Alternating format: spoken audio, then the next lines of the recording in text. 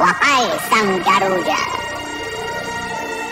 atas nama segenap bangsa Nusantara, tanah air tumpah darah, tanah kami lahir, hidup, dan tumbuh dalam kebinekaan yang ika, serta kedamaian abadi. Terima kasih telah senantiasa bersemayam menjaga bumi Nusantara.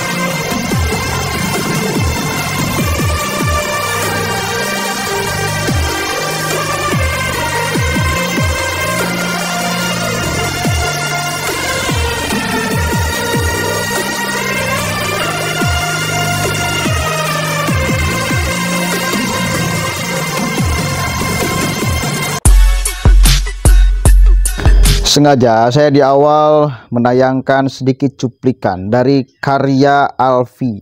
Luar biasa, setiap momen hari kemerdekaan beliau selalu menghadirkan, membuat karya yang membuat kita semakin jatuh cinta kepada Nusantara.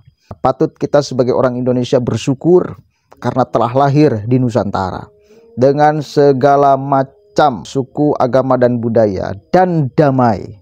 Maka saya akan hadirkan sosok orang yang sangat tidak pantas berada dalam situasi kondisi masyarakat yang damai, menghadirkan provokasi, ancaman, dan lain sebagainya di Republik ini. Karena perbedaan pendapat, karena perbedaan pandangan. Lalu orang ini mengatakan asa cerulit, asa badik, parang siapkan, dan lain sebagainya. Kalau ada orang-orang PKI, kita siap berjihad. Ngapain? Ente nggak cocok hidup di Indonesia dengan penuh kedamaian, lalu ente di tengah-tengah bangsa ini mau membuat provokasi. Kurang ajar itu namanya. Kalau memang ada PKI, sedari dulu Anda teriak-teriak PKI. Mana tunjukkan? Ada deliknya kok. Laporkan aja siapa yang PKI itu. Dari dulu mereka selalu teriak-teriak PKI, sembari belum pernah menunjukkan batang hidung PKI itu mana. Laporkan dong. Jangan teriak-teriak lalu memprovokasi, suruh asap parang dan lain sebagainya. Kurang ajar, seolah-olah menabrak aturan hukum di Republik ini.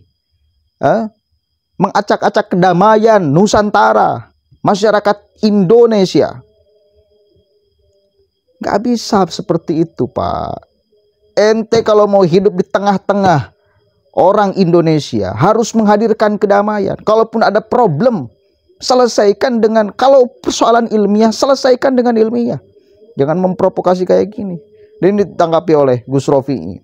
Hati-hati, ini negara-negara hukum. Ya, jangan seenaknya menebar ancaman. Kita coba cek dulu nih. Assalamualaikum warahmatullahi wabarakatuh. Bismillahirrahmanirrahim. Bismillahirrahmanirrahim. La haula wa la quwata illa billahil aliyil azim. Alhamdulillah, terima kasih kepada Polres Kerawang, Bapak Kapolres, Bung Edward, beserta jajarannya, Pak Kasat Reskrim, Pak Kasat Intel, semuanya yang bekerja untuk penegakan hukum di negeri kita tercinta Indonesia. Pertama, saya selaku Ketua Umum BKN, Barisan Ksatria Nusantara, memberikan ucapan terima kasih dan apresiasi yang setinggi-tingginya kepada jajaran Polri, Polres Kerawang khususnya, yang telah dan mampu bekerja secara profesional dengan apa? Menangkap pelaku pengerusakan dan pengerusakan dan penganiayaan terhadap sahabat Banser beserta merusak mobil Kiai yang berlogo Nahdlatul Ulama. Kasus ini harus menjadi atensi semua karena gerakan main hakim sendiri, gerakan pengeroyokan ini tidak boleh terjadi lagi. Ini harus diakhiri. Maka kalau ada oknum-oknum habaib, misalnya dalam ceramahnya suruh ngasah celurit, suruh ngasah badik. Dari sekarang celurit asal semuanya, saudara. Dari sekarang celurit, parang, badik, semua senjata yang kita punya siapkan. Dari sekarang celurit, parang, badik, semua senjata yang kita punya siapkan. Simpen di rumah, saudara. Simpen di rumah. Begitu ada panggilan jihad, coba-coba PKI bergerak di negeri kita, maka semua kita turun ke jalan, bawa senjata kita, habisi antek-antek PKI, saudara. Lalu kemudian kalau ada PKI terus menyuruh menghabisi, ini berarti Habib nggak beres ini. Habib ini perlu belajar hukum. Coba tunjukkan deh di mana PKI-nya di mana? Dari dulu ngomong PKI, tapi tidak pernah menangkap satupun. Negara kita ini negara hukum. Kalau ada PKI misalnya, ya Anda melaporkan kepada penegak hukum. Jangan menyuruh untuk ngambil celurit, kemudian ngambil badik, lalu untuk menghabisi mereka. Gak boleh begitu itu. Nah, kalau berkaitan masalah nasab, silakan diskusikan dengan baik, ilmu dengan ilmu. Paham? Kajian dengan kajian, tesis dengan tesis, bukan dengan memprovokasi umat. Gak boleh begitu. Nah, maka dari itu saya berharap kepolisian tidak berhenti di 2 orang. Usut tuntas siapa pelaku yang terlibat dalam pengeroyokan tersebut dan siapa aktor intelektualnya, siapa dalangnya. Telusuri itu. Saya kira itu kami tunggu gerakan cepat dari Polri, khususnya Polres Karawang, untuk bekerja dengan sekuat tenaga agar di proses pilkada serentak ini jangan ada huru-hara lagi, jangan ada lagi persekusi, jangan lagi ada penganiayaan. Itu kami mengecam keras dan mengutuk keras. Negara kita negara hukum, maka ayo kita bersama-sama kita junjung tinggi hukum sebagai panglima. Tidak boleh main hakim sendiri, apalagi ngeroyok. Ngeroyok itu perbuatan banci. Terima kasih. Afwan wallahu muwaffiq ila aqwamit thoriq. Wassalamualaikum warahmatullahi wabarakatuh. Oke, jelas. Coba bayangkan dari prolog yang saya tampilkan karya saudara Alfi itu, lalu mendengar ceramah Rizik Syihab yang memprovokasi luar biasa. Ini kan sangat gak cocok dengan karakter Nusantara. Gak cocok. Ente harus mengubah gaya ceramah ente kalau memang itu anggapannya ceramah. Karena bagi saya itu bukan pencerahan. Ceramah itu harus menghadirkan pencerahan. Itu namanya penggelapan, saudara. Bukan menghadirkan pencerahan, tetapi penggelapan. Membuat pikiran masyarakat itu tertutup, terkunci. Gak bisa berpikiran sehat, normal. Seenaknya coba ngomong kayak gitu. Menuduh PKI, siapa yang PKI? Mana tunjukkan batang hidungnya, laporkan dong.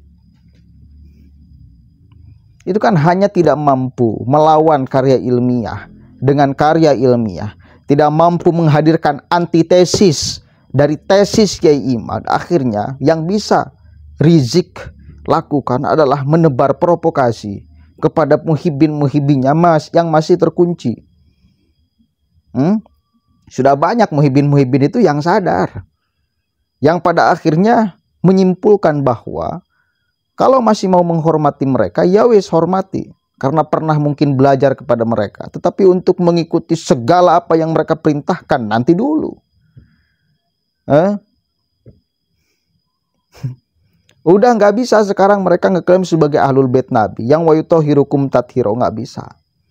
Dan sesungguhnya bila masyarakat Indonesia menggunakan pikiran di dalam melihat dan mendengar sesuatu, harusnya terjadi sebuah kesimpulan bahwa memang apa yang disampaikan oleh mereka, apalagi di dalam menghadapi tesis Kiai Imad, itu sangat luar biasa, tidak bisa dibenarkan oleh dalil apapun.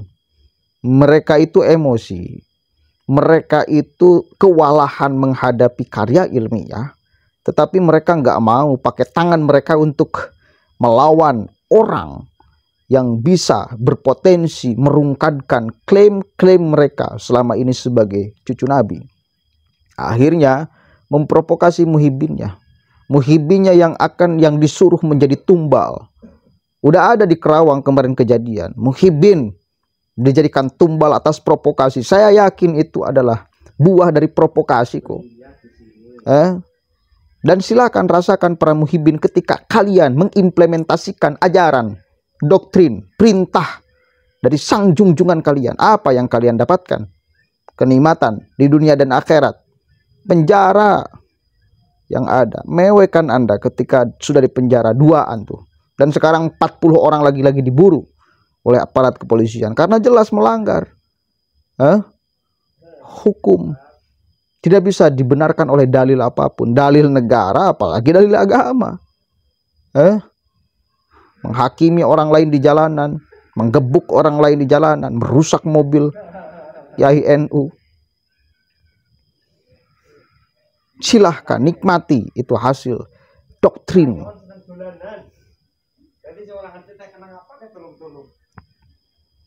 Begitu saudara ya. Ayo sadar. Ayo sadar.